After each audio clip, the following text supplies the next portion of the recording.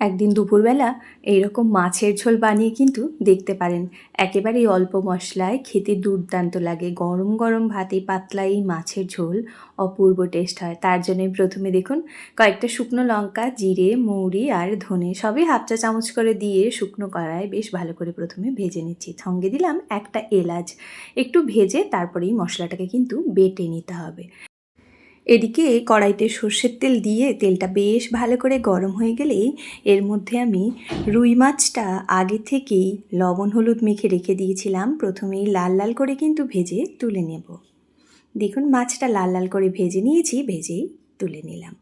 তারপরে এদিকে কড়াইতে দেখুন সেই তেলের মধ্যেই দিয়ে দিলাম বেশ কয়েকটা আলুর টুকরো। প্রথম আলুটা একটুখানি ভেজে নেব 2 থেকে 3 মিনিট। আলুটা সফট হয়ে গেলেই এর মধ্যে দিয়ে দেব আমি খানিকটা পরিমাণ আদা বাটা। আদা বাটাটা দিয়ে আরও 2 মিনিট মতো প্রথমে আলুর সাথে মশলাটা কষিয়ে নেব, যাতে করে আলুটাও আরও একটু ভাজা হয় আর আদার কাঁচা গন্ধটাও চলে যায়। দেখুন সুন্দরভাবে আলু আর আদাটা কষিয়ে নিয়েছি। এবার এই গোটা গোটা কয়েকটা ঢ্যাঁড়স আর একটা টমেটো, টেস্টের জন্য লবণ, কালারের জন্য হলুদের গুঁড়ো দিয়ে আবারও খানিকক্ষণ ভালো করে ভেজে নেব, যাতে করে ঢ্যাঁড়সের যে সবুজ গন্ধটা চলে যায়। এবারেই ওই বাটা মশলাটা দিয়ে একটু এদিক ওদিক নাড়িয়ে চাড়িয়েই জল ঢেলে দেব। বেশ ঝোলটা অনেকটা পরিমাণ দেব, তাই জলটা দেখুন অনেকটাই দিয়েছি।